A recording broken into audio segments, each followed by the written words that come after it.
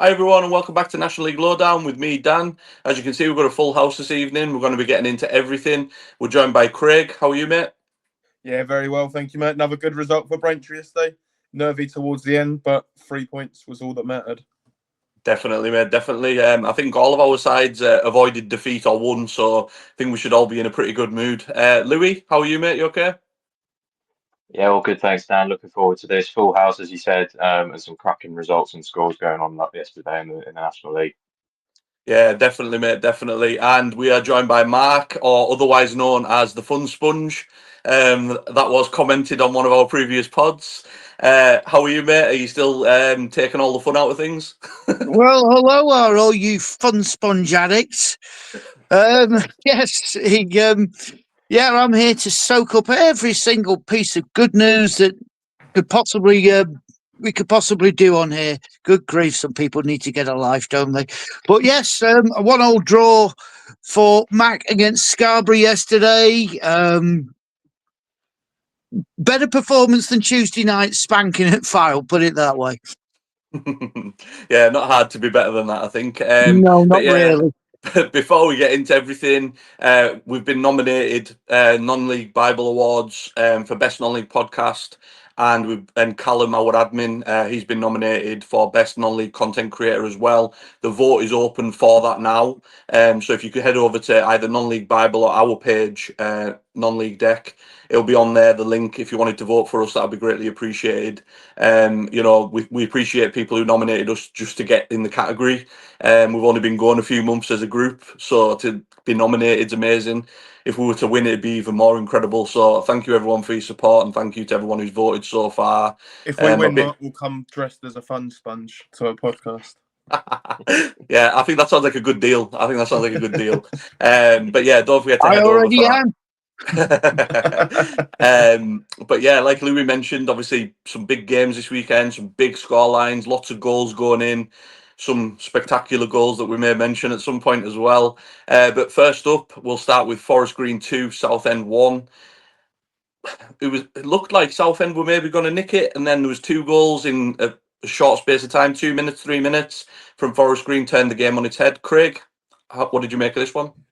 Yeah, it was two good sides cancelling each other out for the first 65 minutes or so. Not too much in it. Fairly even game. And then Gus Scott Morris whipped in a ball across, which Slavy Spazov turned in, and he's been in some good form recently. He's had to bide his time at Southend to get in.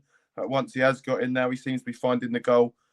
Not as regular as some of the big boys in this league, but he's finding it quite regularly now, which is a good boost for them because goals had started to dry up a little bit for them. But then Forest Green come back with Whitwell scoring after a flick on from a kind of recycling a corner, and it was a good finish. And then Carl McAllister with a winner. The commentary said it was a fantastic finish, and then kind of deviated onto the deflection. But I don't think there was either. I just think it was generally quite poor goalkeeping, and I think the goalie's going to look at himself and probably have some regrets about that one. But for Forest Green, it's pretty much what you expect now, picking up points along the way. And unfortunately for Southend, it seems to be when they're playing the bigger boys at the minute, they're just coming up that little bit short and probably showing why they're probably battling with Scunthorpe for that 6th and 7th place at the moment, rather than kind of challenging that top five, because there's getting a little bit of a gap to the top five to Scunthorpe and Southend now as well. But Southend, I expect to still get in the playoffs, and they done very well in there last year and beat Forest Green and got all the way to the playoff final before losing to Oldham. So maybe some business needed before the end of March for them just to kind of push up that level, because they seem to be almost the best of the rest after the first 5 or 6. Yeah, I agree on Southend. Obviously, Carlisle played them recently, and I thought they were a very good side. They just didn't have that finishing touch when it mattered, and I think that's what's separating, the top 4 or 5 from potentially Scunthorpe, Southend. But it wouldn't surprise me come the end of the season if they get in that last playoff place, but then they actually have a good run and get to the final or something like that, because they're one of them teams that when they are good, they're very What they did good. last year. Exactly, and obviously, and Forest Green, I just wanted to mention about them as well, because again, in the comments, we get accused sometimes of not giving them enough credit and things like that. They lost at Carlisle. They've now gone on a run where they've won 5 and drawn 1 of the last 6, which is fantastic form to bounce back. They had a couple of poor results, and we all said, how would Robbie Savage and his team, react to those defeats? They've reacted in the best way possible, in my opinion. So massive credit to them. Louis, what did you make of this one, mate? Yeah, similar to Craig. I think it was a fairly even first half. Forest Green seemingly having the majority of chances, but most of them were sort of pop shots from the outside of the area.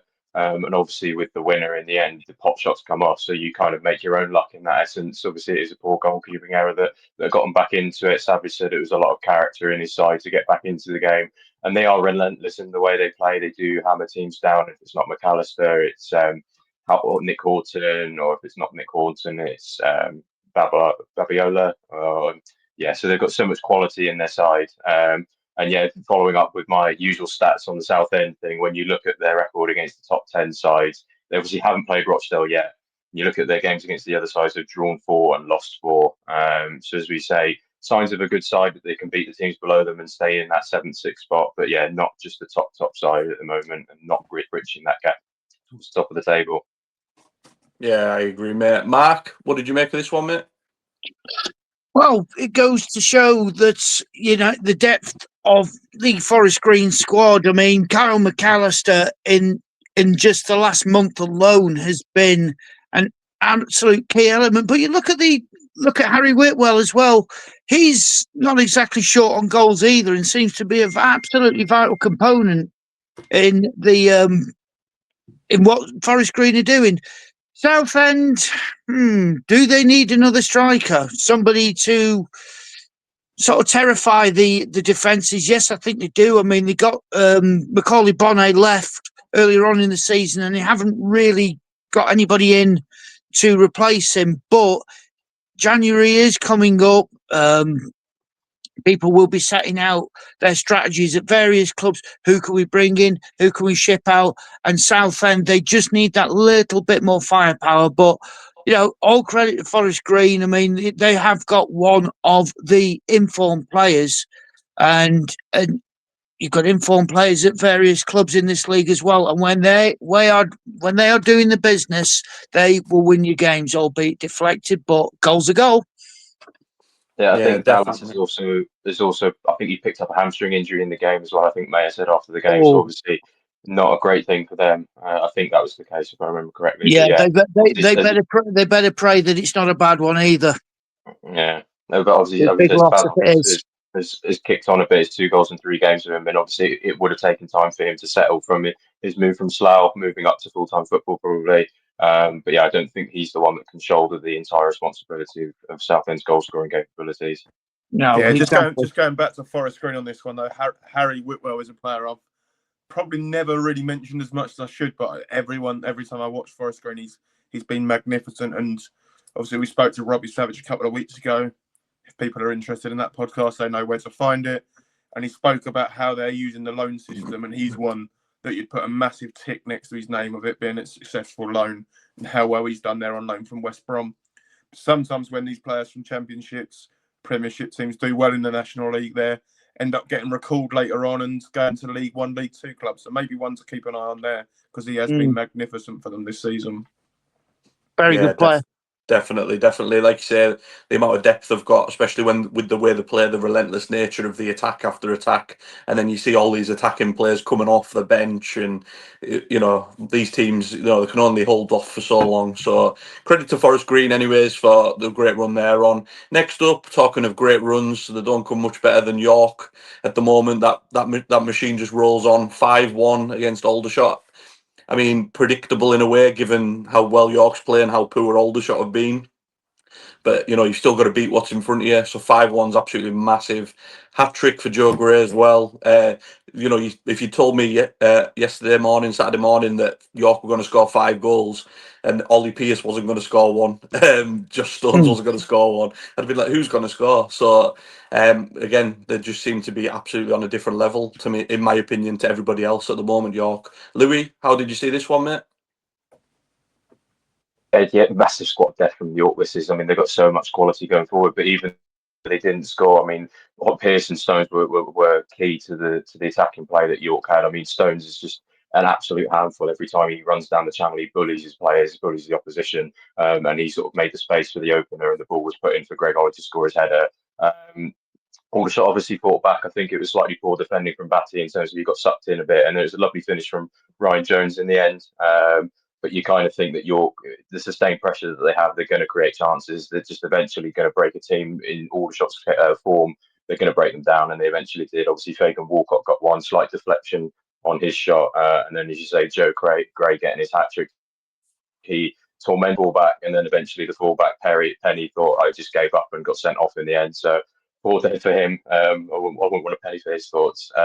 Yeah, Aldershot really struggling. Obviously, we've talking about them. 7 defeats on the trot for them, 11 goals in the last 13 games. I do worry where they're going to get the goals from. Kwame Thomas is their top scorer with 5. Obviously, Coleman has mentioned that they've got injuries. Josh Barrett is out injured, but they can't rely on him entirely to score their goals, and it's a real worry for them. And obviously, we've spoken about York. I'm going to stick my neck on the line here. I think York are title winners. I think if they carry on this form, if they go injury free, I think they could run away with this league. I know it's tight at the moment, but I could easily see them winning this league by 9-10 points at the end of the season if they carry on the way they are. I think I find it hard to disagree with you, even as a Carlisle You'll go down well with supporter. that fan base, Louis. Make sure you comment and say in the comments, guys, saying how nice Louis's been tonight. Yeah, make sure and get everyone else abusing me. Make sure the praise you give is as loud as the criticism you give everybody else, York fans, please. So yeah, but yeah, no, I agree. I think you look at the way teams are playing. Forest Green are scraping through certain games. Carlisle are scraping through certain games. Boreham Wood, certain games are winning by odd goals, whereas York are hammering teams, and it looks relentless at the moment. Aldershot, I think I looked at, they've lost the last 8 games in a row. Obviously, we interviewed John Coleman. That's not out yet, but we did mention about the form and how things are going to be turned around and stuff. So when that does come out, be sure to watch that because it's really interesting. Mark, what did you make of this one? Oh, York City's your fun sponges here. Your true fun sponge. Now, I did actually see one of the comments made to me about why do I hate York City so much? Yeah, I hate York City so much that I've been praising them for weeks on end now, and today's going to be no different. I'm inclined to agree with Louis. You are looking at the National League champions. Their form is irresistible. One comment I did see is Malachi Fagan Walcott should be in the team of the week every week, and I'm not inclined to disagree. He is magnificent. He is magnificent. I mean, surely there's going to be eyes looking at him as well as the admiring glances towards Josh Stones at the moment, Ollie Pearce. But Fagan Walcott has been absolutely instrumental in making this run happen because he's got a goalkeeper. Again, I'm not a big fan of him, but he's got a defence to rely on, and Fagan Walcott is in. He is so good. He's so good. If he can get into the Football League with York, that'll make their fans happy. Impossible, yes, maybe, but there we are. But Aldershot, oh dear Aldershot, what is happening? 8 games in a row. As John Coleman pointed out to us, the injury list has grown. As he'll be looking and seeing what options he's got available. But boy, howdy, do they need something. They really need a shot in the arm because they've gone from scoring goals galore to getting, if we'd have talked about this game about 2 months ago, we would have been talking about a 5-5 draw. That's what they were doing. I mean, it was absolutely kamikaze football, but now it's kamikaze football in the wrong direction. So they need something soon. But York, absolutely unstoppable. And I'm loving the fact that Stuart Maynard came into this job with him. And they're going, yeah, him. Yeah, he's doing something special.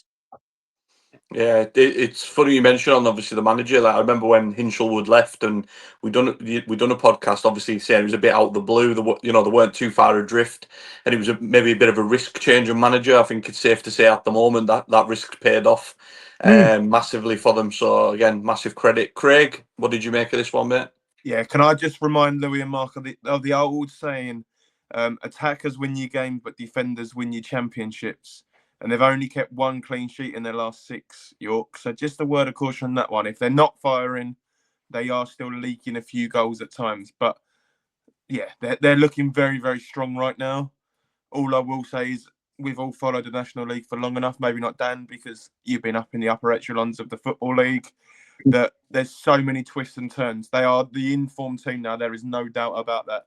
They're scoring goals for fun. They've got so much firepower and they're doing really, really well. But within 3 weeks, they could have lost 4 games. I don't think that will happen, but it can flip that quickly in this league. So just be very, very careful. I'm not going this early with any bold statements like the two of you have. I'm not that brave. No, But, same here, Craig, same here. Can we just give a shout out to Joe Gray as well, because he's not exactly been blessed with chances at York this season. I think he came from Hartlepool, but to come off the bench and score 3 goals, yeah, that's that. If you're playing in a team with confidence, I mean, even you can get off the bench and think, yeah, I'm going to have a good day here today, and he certainly did. So yeah, nice one, Joe Gray. Yeah, absolutely. And then in terms of Aldershot, they are really struggling at the moment. The next couple of months is crucial for them to get some new players in. We talked about, obviously, John Coleman's probably in the process of having to get some players out before you can get too many in. He's started that process. He's added a few. But when we've just talked about coming off the bench for a team that's full in confidence, when you're coming into a team that's low in confidence, that can be very, very hard as well. And they're in that bit of that spiral now. And they need a scrappy 1-0, but they can't keep clean sheets. When you're down the bottom, make sure you're defensively solid, and you might get one off someone's backside and win 1-0, and it's a platform. And that feels like that's what they need right now. Yeah, I agree. I mean, like I said, like we mentioned with the John podcast, when that does come out, John mentions about that, saying, you just need a bit of luck sometimes. You need one goal to go in off someone's backside, and it changes everything. But right now they do look doomed. Them and Truro. We'll talk about Truro in a little while. But they do look like they're getting cut adrift now, with teams like Sutton and Braintree picking up points and obviously pulling themselves out of there again. But we'll talk about in a little while. So yeah, so worrying times for Aldershot, but I'm with Craig. I'm not jumping too quickly at runaway leaders and runaway winners, but given the form they're in, I can see why people are saying it, because they do look unstoppable right now. Next up, we've got next. Fence I'll sitter, take. I think you're going to call us. We're fence. Yeah, we've got an extra strong fence to hold me. Sat in the middle of this podcast. We've got an extra strong fence. Next up, we've got Altrincham 4, Scunthorpe 2. Again, could have been game of the day. There's obviously been some stormers for games, but you think Scunthorpe were 2-1 up. Altrincham late show, 3 goals late on, changing the game. Scunthorpe, they haven't lost many this season, but I think that one potentially could be damaging. Craig, what did you make of this one? Yeah, it looked like Scunthorpe had kind of won the game, and they were doing really, really well. I say weathered the storm. If you've seen the weather from the last couple of minutes of this game, that no one weathered that storm. It looked terrific there, and it looked like it could potentially get abandoned at one stage. The ball wasn't rolling correctly, but then the last, I say minutes, because it was, I think, 89th minute, they got the goal back to make it 2-2. Was absolute chaos. And if anyone hasn't seen the 6th goal of this game, Altrinham's 4th, it was unbelievable. Just bodies on the line, blocking things. The keeper had about 2 shots. He was winning headers. It was getting recycled. There was shots. There was blocks. It was proper old school football, effectively. And it was so fun to watch.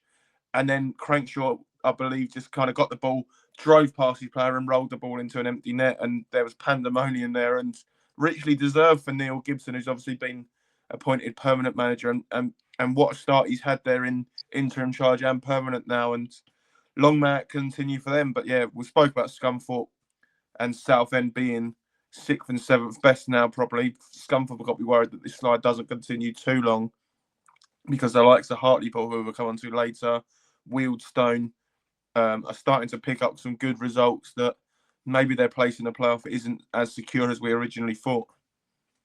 Yeah, I mean, I just wanted to mention, obviously, about that goal you're on about. I was getting dizzy from the camera. The camera was like, so there was a shot, but it was getting blocked, but the cameraman was still heading towards the goal. camera was coming back, camera was going back, camera's going back. I'm like, and then obviously the breakaway. And then I thought what was really brave of Ollie Crankshaw was that he just rolled the ball in from I like thought he was going maybe. to stop. Yeah, so did I. Yeah, I thought he was going to stop on like before the line. I thought that was brave given the weather. So, but yeah, It was proper old school, chucking down with rain. loved it. Bodies Loved it. on the line. As a manager, he must have got so much from that, Neil Gibson, just to know that they're all in this together. They were throwing bodies on the line left, right, and centre, and then they got the reward at the other end to make it look so much more comfortable than it ever was. Yeah, definitely. Mark, what did you make of this one, mate? Well, anybody who went did from an Altrincham perspective as well, if anybody went to the FA Trophy game against Mac last season, would have had flashbacks given the weather, because we were absolutely drenched that day. My God, I went into Altrincham interchange to get the bus, and God, there was a puddle. There was a puddle. It was that bad. But Neil Gibson, how do you celebrate a permanent appointment by going and beating one of the favourites for the playoffs, even when nobody expected you to? I mean, Scunthorpe, they had Alfred Beeston scored, and Carlton Uboezunu, if I've said that correctly. And they looked like they were going to do something. Tom Crawford got the goal for Altrincham before Matt Casilo got there, but then one of my favourite players, I have to say this, Oliver Crankshaw. I've spoken about him on this podcast a couple of times. The knee injury, will he come back the same player? You know, what made Stockport County sign him from Bradford Park Avenue, all that few years ago, and it's paying off. It is paying off. He is a quality player, and when they get Ethan Ross back in the goals as well, keeping him out rather than scoring them, Holty will look very, very good. But Scunthorpe have got to plug whatever funk they're going through. It just seems really strange that they've taken on this form which nobody can seem to understand how it's happened, and they can't explain how it's happened. They need to get that done. Need to nip that in the bud very, very quickly. Otherwise, then playoff aspirations will become just that. I'm going to jump in before the resident stat man, because I found one stat about this game and I want to get it in before it comes to him. Scunthorpe have dropped more points from a leading position than anyone else in the top 7 this season. I believe it's 13 from leading positions, and that's even in the last week. They obviously were 1-0 up against Braintree, drew 1-1. Twice ahead in this game and lost 4-2. So they're dropping a lot of points from winning positions as well. Yeah, that's a really good stat, Craig. That's a really good one. I hope you haven't stolen Louis' thunder there a little bit, but we'll soon find out. I just wanted to say as well, obviously, I do wonder sometimes with Scunthorpe whether maybe a bit of a victim of their own early success this season, like that they started off because not many people. I think Mark did, but not many people had them getting in the playoffs. We had them doing okay, but not as well as they were doing. Obviously, there was a long stint where they were unbeaten, and it was one of them where I think maybe the expectations been elevated, and then maybe this is more the reality of where they are now. But it's maybe just going to take some adjusting and getting used to, maybe. Louis, I hope Craig hasn't stole your thunder there for the stats. What did you make of this one, mate? He hasn't, don't worry. I didn't know that stat. So yeah, well done, Craig. You won't get my mantra just yet though. Yeah, I want to highlight that. I know as much as the overhead kick for Scunthorpe's opener was good, I want to highlight that second goal. I think the assist for Denton, it was a drill pass straight into Beeston, and he kills it stone dead, puts it in his path and tucks it. Well, I think it's a lovely goal, that one. Probably in my eyes better than the overhead kick, because the way that it's just worked out, and they've worked the ball really well. Listen to Ian Butler after the game. No, you were right first. It is Andy Butler. I've made that mistake. I called him Andy Crosby earlier on. Sorry, Bing Crosby. Andy Butler. Listen to his post match. It was quite interesting because he says the changes he made in the game didn't have the effect that they wanted.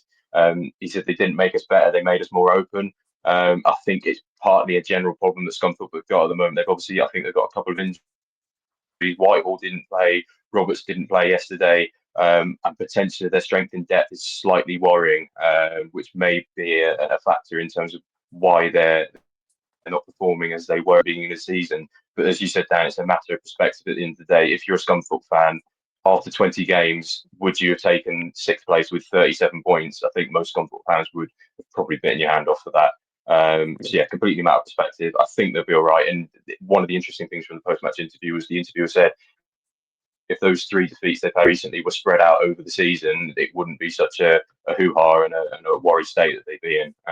So yeah, as much as they need to improve, it's a matter of perspective at the end of the day. Definitely, mate. Definitely. Next up, we've got Hartlepool 3, Truro 1.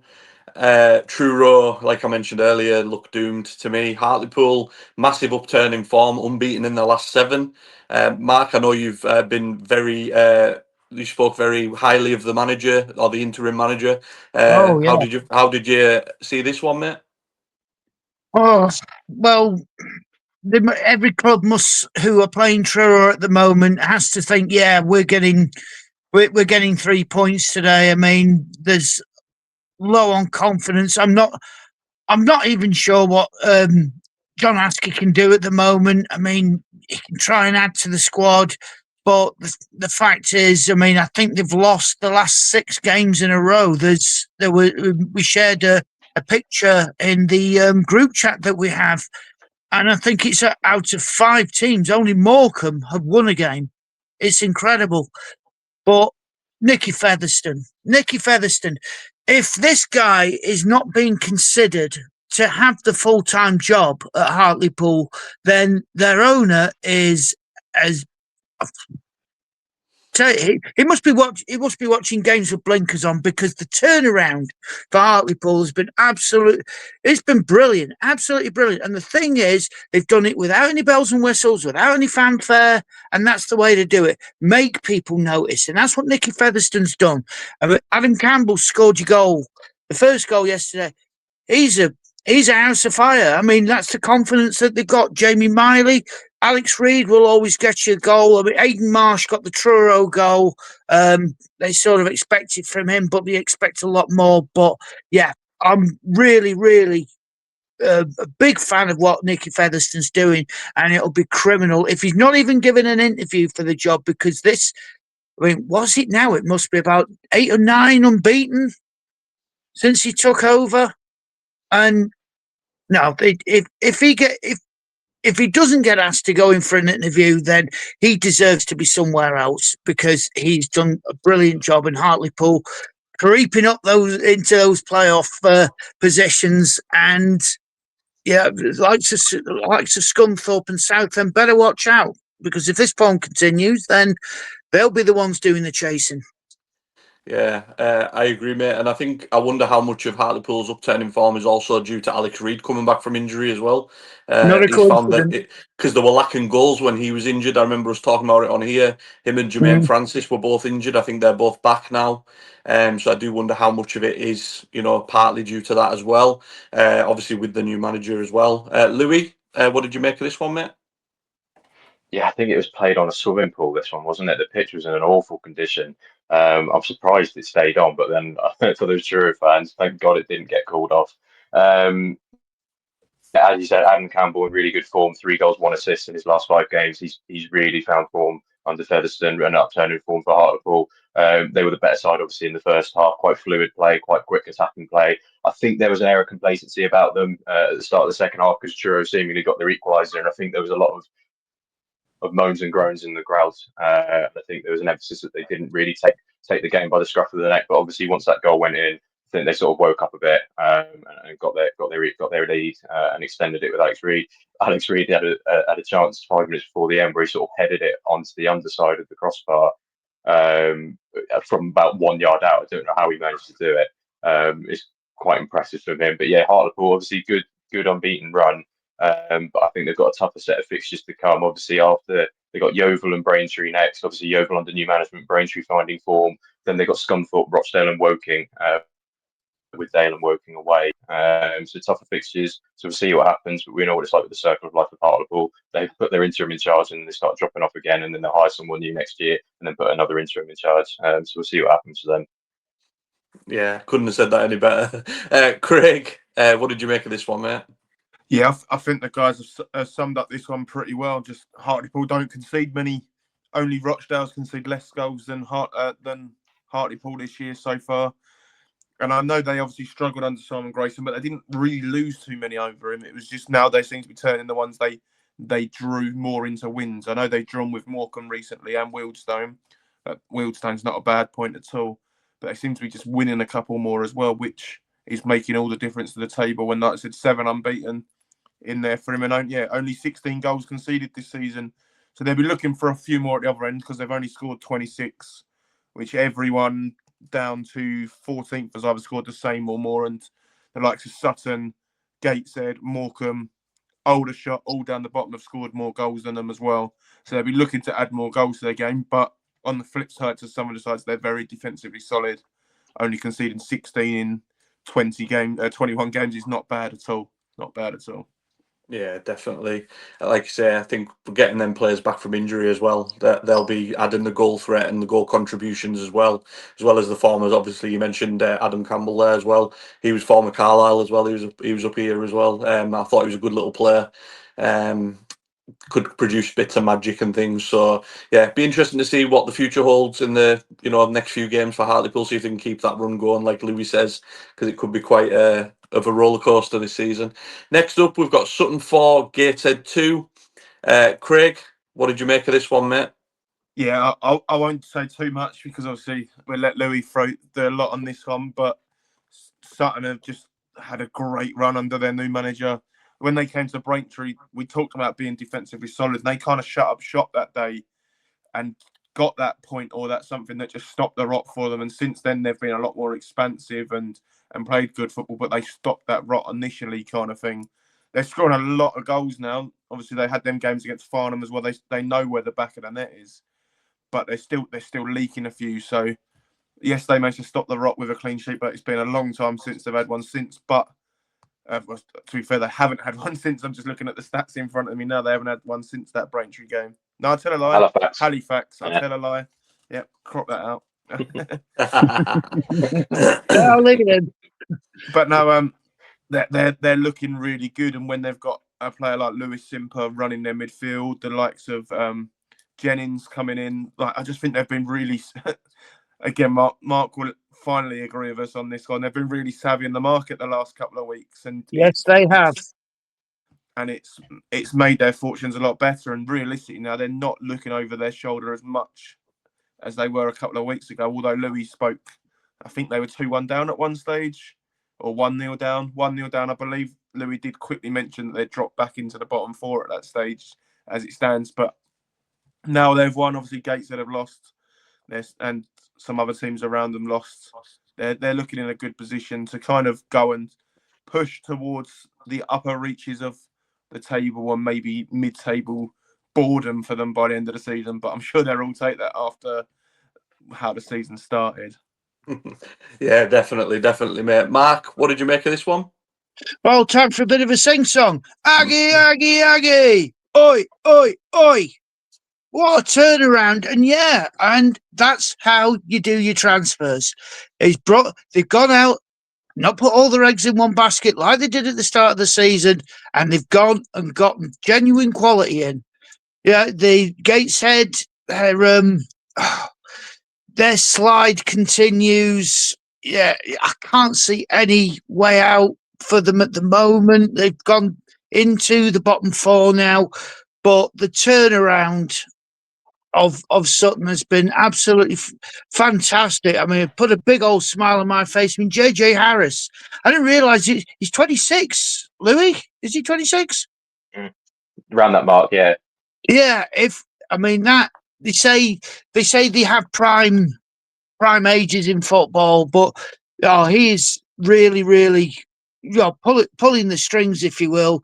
But he's got players like Kai Jennings around, Lewis Simper, who's 24. Yeah, it's honestly these young people. Honestly, the youth of today.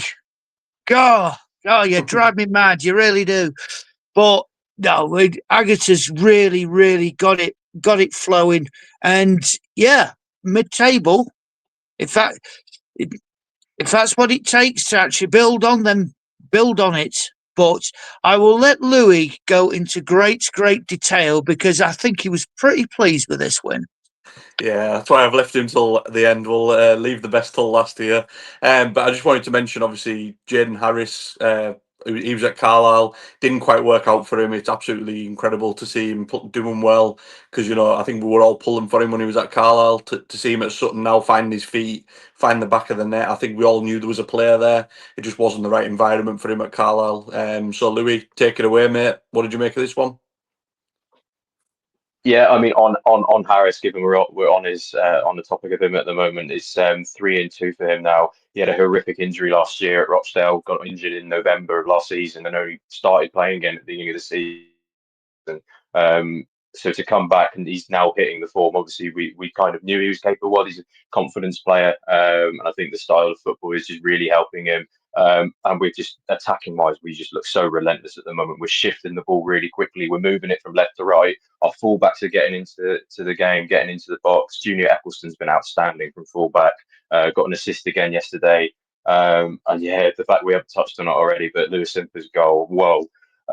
It was really well worked. Obviously, nice passing move across the pitch, and it's just so effortless. The way he's just put it into the top corner as if he's having his Sunday lunch. Like, it's just outstanding ability. But I won't sing his praises too much because I do not want him to leave in January when the EFL clubs come swooping in probably. For Gateshead, yeah, they had a couple of chances, but it is a worrying sign for them.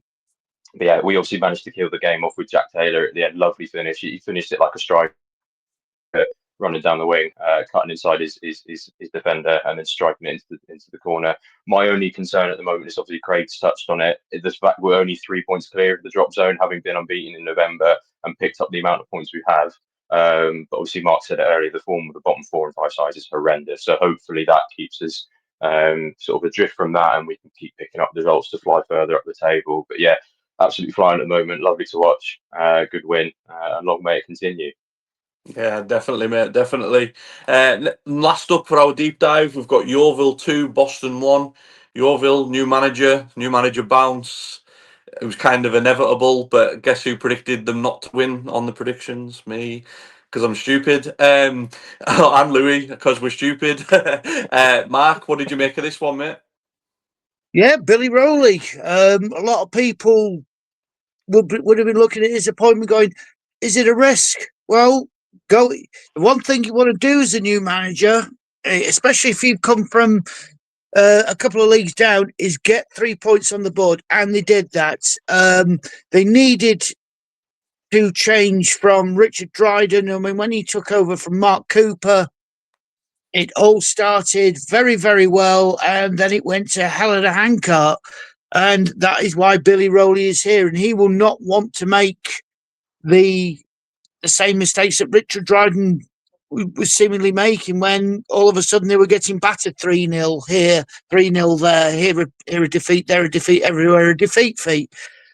But I think Graham Coughlan will be disappointed, but yeah, they got the goal. Dylan Hill scored for them. They brought in a couple of new players who will be settling into that Boston squad. But as our talk with Graham, go and watch that. Fantastic man, fantastic interview, and he will not let standards slip. He will try and get them back on form as quickly as possible. But yeah, Billy Rowley's come in with a good reputation from Walton and Hersham. Now let's see how far that reputation transfers into the National League. Yeah, and like Mark mentioned there, obviously we sat down with Graham Coughlan last week. If you want to head over and watch that, he talks about standards, and he won't be happy with that defeat. I don't think he'll be definitely drilling it into them this week, and they'll be trying to bounce back as quickly as possible. Craig, what did you make of this one, mate? Yeah, with a new manager, it's all about just having a game with your players and just seeing what they can do, and he'll be impressed with their resilience there, and obviously taking a 2-0 lead and then having to manage the game when Boston got a goal back. So yeah, he'll be very happy with that, but it is just a start. And for the Yeovil fans, they've had a couple of false dawns this season. Obviously, Cooper ball didn't work the way they wanted. Webb came in, lasted one game, Dryden's form was pretty good to start. So they won't be singing on the rooftops yet, but they'll be pleased with the start. And it was truly needed because they were one of the teams that were starting to spiral down the table. Boston, here drumming some that they weren't good enough. It was a game that was winnable. Probably it's come at the worst time in terms of Yeovil having the new manager bounce, but there was definitely something to exploit in that Yeovil team, and they weren't able to do it. Yeah, so yeah, he'll be looking for improvements going forwards because they're looking over their shoulder a little bit more due to the form of Sutton and partly Braintree, just making it a little bit tighter and closer down there than the likes of Yeovil and Boston probably first wanted it to be. Yeah, definitely. I think they're both very inconsistent sides as well. That's why talk about the predictions. None of us really knew what to expect. Obviously, the new manager bounce was the only thing that kind of set them apart. I think because they're both win one, lose one, win a couple, lose a couple, that type thing. So, Louis, what did you make of this one, mate? Yeah, so just some background for our listeners, really, on Billy Rowley. Obviously, he's left Walton and Hersham, who are top of the Southern Premier Division South. They'd won 12 on the bounce before his departure. He's got a background in youth development at Millwall, Chelsea, and Fulham, so there's potentially some links there for Yeovil in terms of loanees, maybe, or developing players in that sense. And he did build a clear sort of playing style at Walton as well, winning mentality. They had 3 successive promotions from step 5 up to step 3. So yeah, good appointment, albeit a risk, I think, because obviously it's quite a big jump from step 3 to step 1. But yeah, an exciting appointment, I think, that Yeovil fans can get behind. And yeah, that was their first win yesterday since they beat us on the 30th of September. So a long time overdue for Yeovil fans. And they were dominant side. Luke McCormick getting 2 goals. I think it's poor defending from Boston for the second goal. And now 1 win in 8 for Boston as well. So they've got massive games coming up against Morecambe and Aldershot in the next 2. So if they don't pick up results from them, they really are in the mire in that relegation scrap. Yeah, let's hope Yeovil don't get too carried away. I remember their social media team putting playoff position battles up after they beat you guys, and they didn't win for about 10 games. Yeah, let's not there get you too go. carried away. That's how to kill off your momentum right there. Like we mentioned earlier with Scunthorpe as well, perspective's key. Given the form they're in, let them enjoy the win, but just don't get too carried away. I don't want to be the fun sponge this week. We'll leave that for Mark. Just before we move on, I just wanted to mention, obviously, Louis, you completed an absolutely incredible achievement this weekend. 92 out of 92 completed. You were at Accrington on Saturday. How was that, mate? Yeah, really special achievement. I've done it with my dad. Started in 2005. Crystal Palace Norwich was the first game I went to. Yeah, it's just a hobby at the end of the day. It's visiting all these clubs, all these places. So many stories, so many poor games of football, so many good games, some nice places visited, some not nice places visited. Yeah, really fun activity, fun hobby. And yeah, to top it off the way we did yesterday, it wasn't the greatest game. But yeah, hospitality at Accrington's great, lovely people, and proper football ground, that one. Yeah, some achievement, mate. Honestly, I take my hat off for you. Absolutely Best ground, incredible. Louis? Best ground? Probably Hillsborough, I think. Hillsborough, probably Fratton Park, and probably the Spurs ground are probably the top 3, I reckon. What about the best game you've seen in that 92? I was asked this actually for the programme for Accrington, and I had a look through and I haven't seen that many crackers, in all honesty. I was at Old Trafford for the League Cup game when Derby County beat them on penalties when Mourinho was manager. And I was in front of the Derby fans, and they took about 6,000, and that was an incredible atmosphere, a really good game. And then in the same season, a couple of weeks later, I saw Birmingham 3-Hull 3, which was like quite an end-to-end basketball game. I think it was 3-1 Hull going into injury time. Birmingham got it back to 3-3. So yeah, actually looking through it, I was looking at it through it with Dan. I was like, we've seen some poor games. We've seen some absolute shockers. But it's not just about the game at the end of the day. And yeah, it was good fun. Don't know what I'm going to do next, but onwards and upwards. Yeah, definitely. Got to get 24 out of 24 in the National League next, mate. Well, hopefully we can stay in it, and then next season I'll complete it then. Yeah, don't get ahead of yourself. We've just talked about that, so just make sure you guys stay up first, and then look at doing that. But when he said best ground, it's only because he's not been to Brunton Park. He's not been. Oh, Mac. Not in the 92, are you? No, we will be next season. I'm joking. No, I'm just saying that the only reason you haven't picked us as your best ground is because you haven't been. That's all. But yeah, no, massive achievement, mate. Well done. Incredible. Mark, your 6 in 6 minutes, mate. Take it away. Oh boy, howdy. I'm going to get this one out of the way first as our views on the top of the table, Rochdale. There we are. I've given you your little bit now. You know who you are.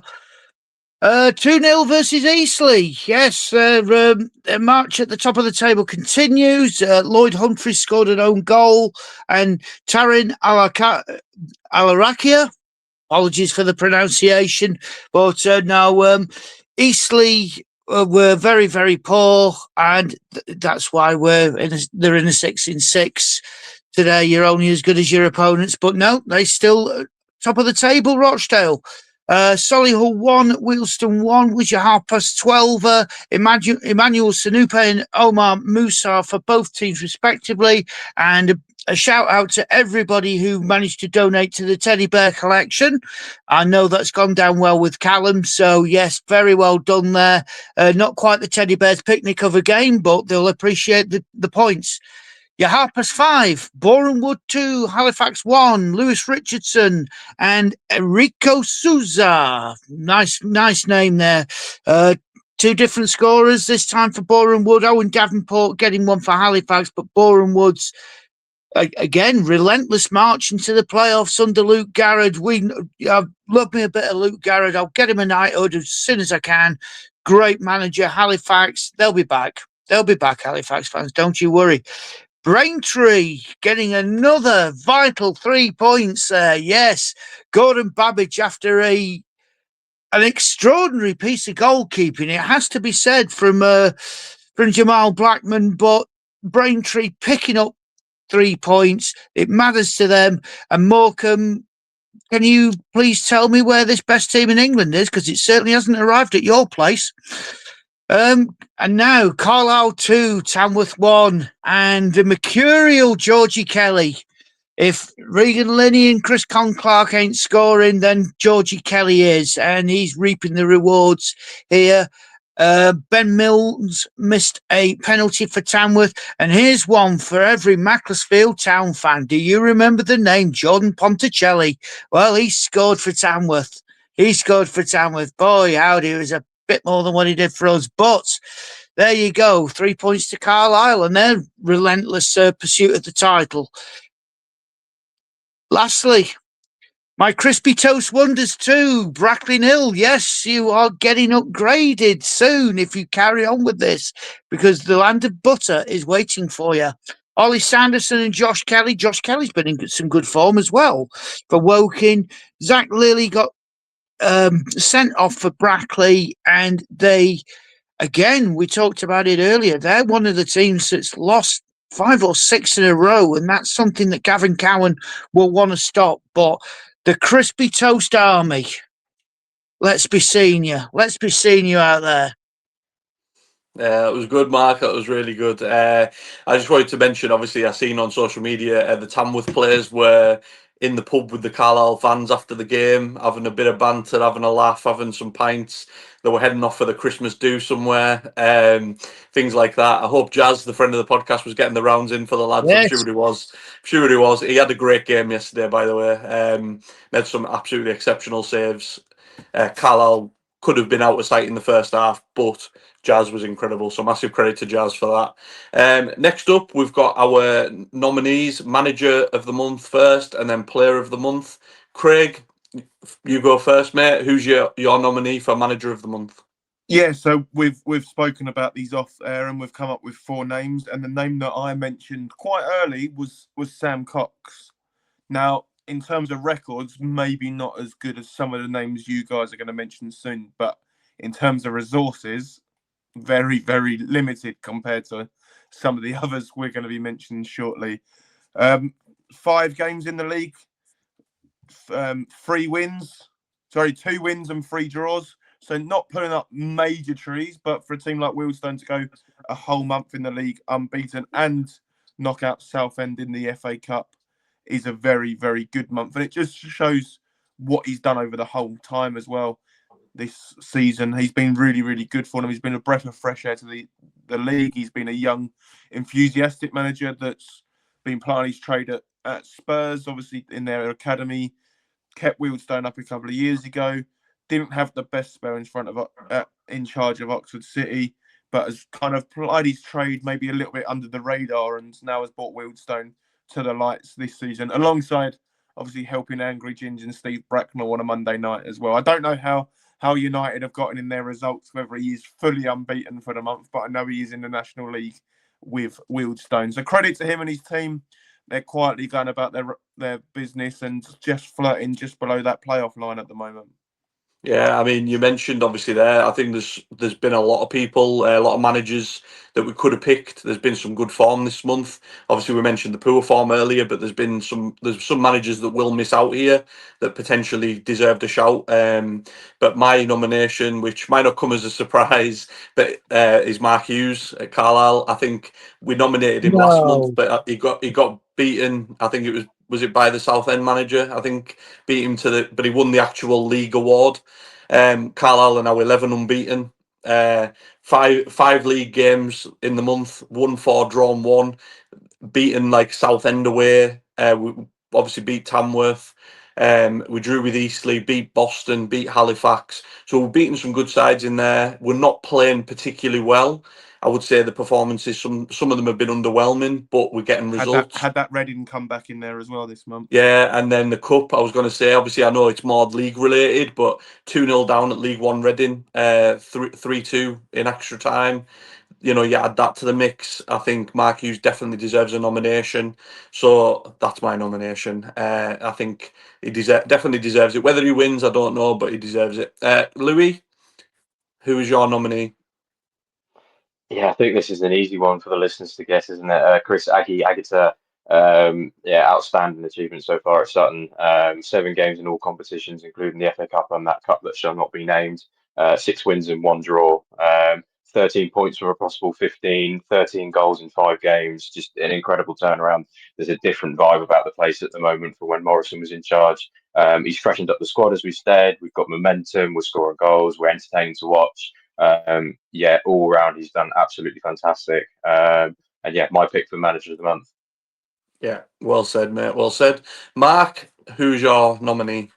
Well, before all these skin chimpanzees start screeching about the fact that we haven't mentioned him, Stuart Maynard of York City. Every juggernaut needs a driver, and this guy is driving it so straight and so true. I've even got a stat for you as well. I'm joining in. They've not lost in the league since the 4th of October. Couple of draws in there, but everything has been win, win, win. Goals, goals, goals. Hang on, we've got Ollie Pearce and Josh Stones. We'll just play them both. And Stuart Maynard may have not been everybody's first choice when Adam Hinshelwood left the club. I'm sure there was some people going, why have we got him? I bet they're glad that they've got him now, because he is, I don't know what he's done to the side, but it seems to be working. I mean, there's an air of swagger, there's an air of confidence, and the talent in that squad. I've already pressed on Malachi Fagan Walcott being the best defender in the league, and Stones and Pearce. Joe Felix gets a bad rap off a couple of people, but he's still a very good player. Ollie Banks in that midfield, Alex Hunt. It's an absolute abundance of talent, but you've got to have somebody to make that talent work, and that's what Stuart Maynard's doing. That is why he is the nomination for manager of the month. Agreed, mate. Absolutely agreed. Well deserved nomination there. Next, we've got our players of the month nominees. Mark, I'll come straight back to you, mate. Who's your player? Forest Green fans, Kyle McAllister, a player you simply cannot function without. I'm a massive fan of him. It's very noticeable when he's not around as well. I believe they had a slight variance in fortunes when he wasn't there, but 4 goals and 2 assists this month, and he's just been a vital part because he was there at the club at the very beginning of this season. He was there last season, obviously, but he's managed to stay. If you're going to take over a new team, you need people of quality who are already there. And Carl McAllister has shown enough for me to get nominated for Player of the Month. Yeah, agreed. Very worthy nominee.